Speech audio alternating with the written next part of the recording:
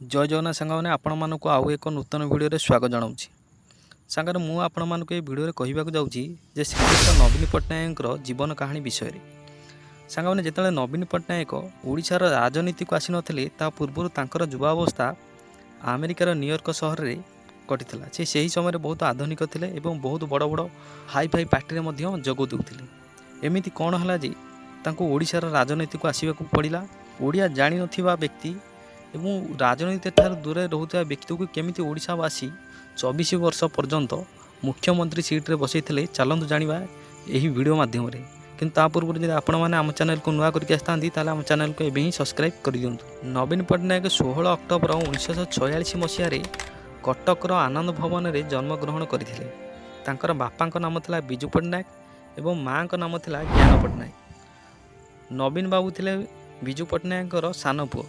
नवीन पट्टनायक बड़ भाई नाम था प्रेम पट्टनायक जी वर्तमान शिल्पपति अटंती एवं तांकर भौणी नाम था गीता मेहता जी वर्तमान अंतर्जातीय ख्याति संपन्न लेखिका अटंती। सांगने नवीन पट्टनायक डाक नाम था पप्पू। नवीन बाबू डेराडून ओएलहाम स्कूल एवं डून स्कूल रे स्कूल पाठपढ़ा सारी तापर से दिल्ली विश्वविद्यालय अंतर्गत किरोरीमल कॉलेज रे कला स्नातक डिग्री हासिल करथिले। नवीन बाबूंकर स्टोरी लिखा एवं बही लिखा एवं चित्र आंकबारे बहुत रुचि था।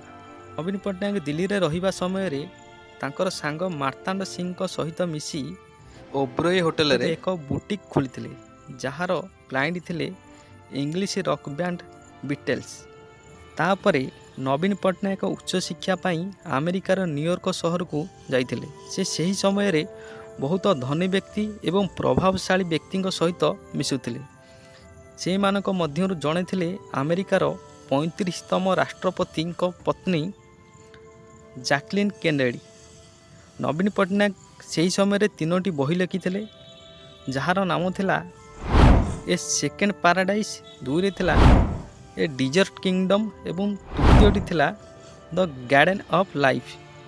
नवीन पट्टनायक यही 3टी बही मध्यरु 2टी बही को संपादन करथिले अमेरिकार 35तम राष्ट्रपति स्त्री जैकलिन केनेडी। नवीन पट्टनायक न्यूयॉर्क रे रहिबा समय बहुत आधुनिक थिले एवं आधुनिक स्टाइल रे पेंट सार्ट पिंधुथिले। से नवीन पट्टनायक से समय कला बहुत आग्रह थिला। से समय एक हॉलीवुड फिल्म रे मध्य अभिनय करथिले जे फिल्म रो नाम थिला द डिसीवर्स। से फिल्म रिलीज होइथिला 1988 मसीह।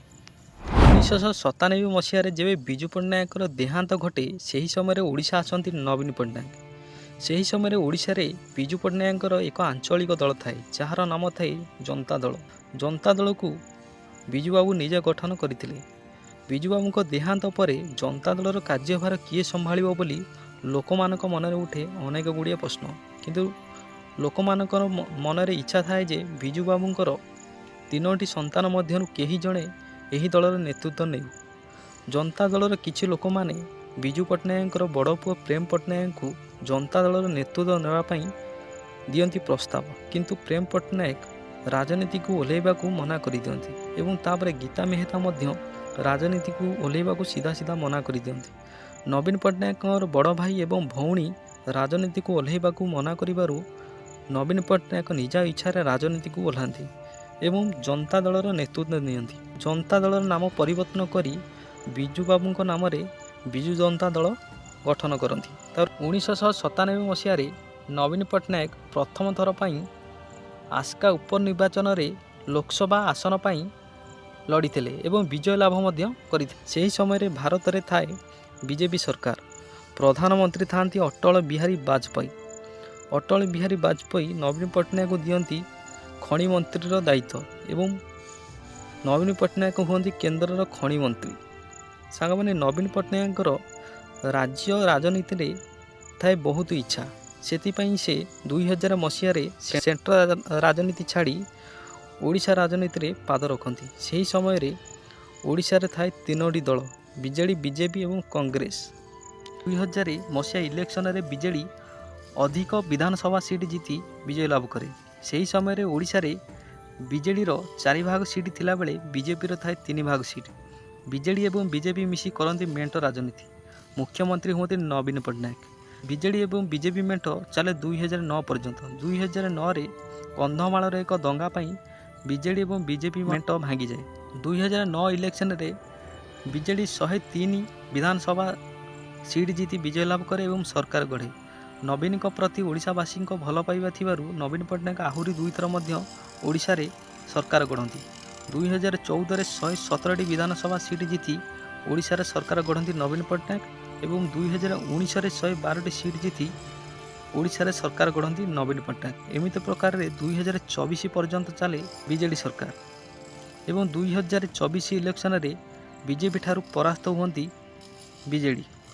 2024ରେ ଓଡ଼ିଶାରେ ସରକାର ଗଢ଼େ ବିଜେପି। ସାଙ୍ଗମାନେ ନବୀନ ପଟ୍ଟନାୟକ ଓଡ଼ିଶା ରାଜନୀତିକୁ ଆସିବା ସମୟରେ ଓଡ଼ିଶାର ଦାରିଦ୍ର୍ୟ ସୀମାରେଖା ତଳେ ଥିଲା 70%। ସାଙ୍ଗମାନେ 24 ବର୍ଷ ମଧ୍ୟରେ ନବୀନ ପଟ୍ଟନାୟକ 70%ରୁ ଦାରିଦ୍ର୍ୟ ହ୍ରାସ କରି 10%କୁ ଆଣିଥିଲେ। ସାଙ୍ଗମାନେ 24 ବର୍ଷ ଶାସନ ସମୟରେ ନବୀନ ପଟ୍ଟନାୟକ ଜନ୍ମଠାରୁ ମୃତ୍ୟୁ ପର୍ଯ୍ୟନ୍ତ କରିଥିଲେ ଅନେକ ଯୋଜନା। ସେଥିମଧ୍ୟରୁ BSKY ଯୋଜନା ଥିଲା ଅନ୍ୟତମ। ଅର୍ଥ ଅଭାବରୁ ଚିକିତ୍ସିତ ନ ହୋଇ ମୃତ୍ୟୁବରଣ କରୁଥିବା ଲୋକମାନଙ୍କର ଥିଲା ଏହା ଏକ ସାହାଯ୍ୟକାରୀ ଯୋଜନା। ଏହି ଯୋଜନା ଦ୍ୱାରା ବହୁତ ବଡ଼ ବଡ଼ ପ୍ରାଇଭେଟ୍ ମେଡ଼ିକାଲରେ ଜନସାଧାରଣ ଚିକିତ୍ସିତ ହୋଇ ନିଜର ଜୀବନ ରକ୍ଷା କରିପାରୁଥିଲେ। ଆଉ ସାଙ୍ଗମାନେ ମିଶନ ଶକ୍ତି ଯୋଜନାରେ ଓଡ଼ିଶାର ମହିଳାମାନଙ୍କୁ କେମିତି ସଶକ୍ତିକରଣ କରାଯାଇପାରିବ ସେଥିପାଇଁ ନବୀନ ପଟ୍ଟନାୟକ ଆଉ ଏକ ପ୍ରୟାସ କରିଥିଲେ। ସାଙ୍ଗମାନେ ସେତିକି ନୁହେଁ, ଲୋକମାନଙ୍କ ପାଇଁ ଅନେକ ଗୁଡ଼ିଏ ଯୋଜନା କରିବା ସହିତ ଓଡ଼ିଶାରେ 2 ଥର ହକି ବିଶ୍ୱକପ୍ ମଧ୍ୟ ଆୟୋଜନ କରିଥିଲେ ଏବଂ କୋଭିଡ଼ ମହାମାରୀ ଏବଂ ବଡ଼ ବଡ଼ ମହାବାତ୍ୟା ଠାରୁ ଓଡ଼ିଶାକୁ ରକ୍ଷା କରିଥିଲେ ନବୀନ ପଟ୍ଟନାୟକ। ସାଙ୍ଗମାନେ ଏହା ଥିଲା ନବୀନ ପଟ୍ଟନାୟକଙ୍କର ଜୀବନ କାହାଣୀ ବିଷୟରେ। ଆପଣମାନଙ୍କୁ ଯଦି ଆମର ଏହି ଭିଡ଼ିଓ ଭଲ ଲାଗିଥାଏ ନିଶ୍ଚିତ ଭାବରେ ଲାଇକ୍ କରନ୍ତୁ ଏବଂ ଆମ ଚ୍ୟାନେଲକୁ ସବସ୍କ୍ରାଇବ୍ କରିଦିଅନ୍ତୁ। ରହିଲି, ଜୟ ଜଗନ୍ନାଥ।